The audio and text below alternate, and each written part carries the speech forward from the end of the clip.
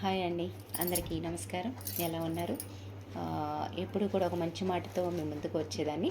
అలాగే ఈరోజు ఒక మంచి పుస్తకం గురించి అందరికీ తెలియజేద్దామని ఈ వీడియో చేయడం జరుగుతుంది.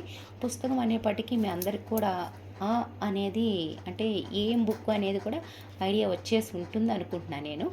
మొన్న ఫాదర్స్ డే అప్పుడు జూన్ 21న ఇలాగే కూర్చొని ఫోన్లో రీల్స్ చూస్తూ ఉంటే ఇక వెంటనే నాకు ఒక మంచి రీల్ కనబడింది. ఇక ఇది మనకు ఉపయోగపడుతుంది అని చెప్పేసి ఇక ఆ సార్ చెప్పినట్టుగా నేను అమెజాన్ యాప్కి వెళ్ళిపోయి వెంటనే ఆర్డర్ చేయడం జరిగింది. ఆ సార్ అనగానే కూడా మీకు ఆ సార్ పేరు కూడా గుర్తుండేసేయచ్చు. అది కూడా సుధీర్ చంద్ర గారు అన్నమాట. అసలు ఆయన గురించి మనం మాటల్లో చెప్పలేం.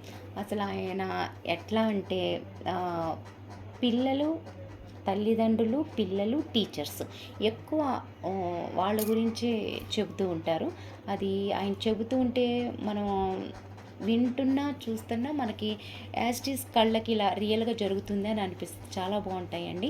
ఒకవేళ మీరు కనుక చూడకుండా ఉంటే ఈ వెంటనే మీరు ఆ సుధీర్ చంద్ర గారి దీనిలోకి వెళ్ళిపోయి మీరు చూడండి. చాలా మంచి రీల్స్ వస్తూ ఉంటాయి. ఇక తల్లిదండ్రులు పిల్లలతో ఎలా ఉండాలి, పిల్లలు తల్లిదండ్రులతో ఎలా ఉండాలి, ఎక్కువగా పిల్లల గురించి కంటే తల్లిదండ్రుల గురించి ఆయన వివరిస్తూ ఉంటారు.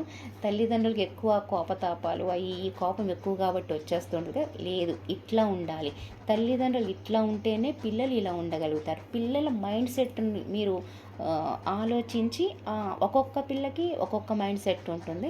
ఆ మైండ్ సెట్ని ఎలా చెప్తే బాగుంటుంది అనేది ఆలోచించుకొని మీరు పిల్లలతో బిహేవ్ చేయండి అనేది చాలా చక్కగా వివరిస్తారండి.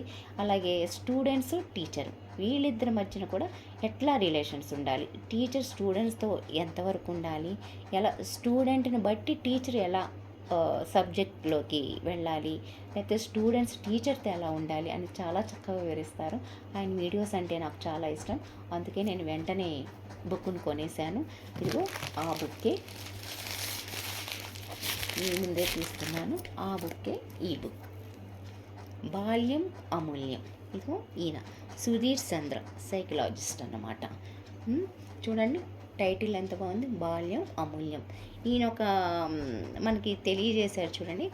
బాల్యం అంటే మనం పిల్లలకి వాళ్ళ లైఫ్లో మంచి స్టేజ్కి ఎదగల కెపాసిటీని మనం అందించగలిగితే అంటే మనకున్నంతలోనే అది అమూల్యంగా ఉంటుంది అనేది. లేకపోతే మనం మూల్యం చెల్లించాల్సి వస్తుంది. అంటే పిల్లల మాట మనం వినకుండా మన మాట పిల్లలు వినకుండా ఉంటే అది ఒక లైఫ్ సరిగ్గా ఉండకపోవచ్చు అనేది చాలా చక్కగా వివరించారు.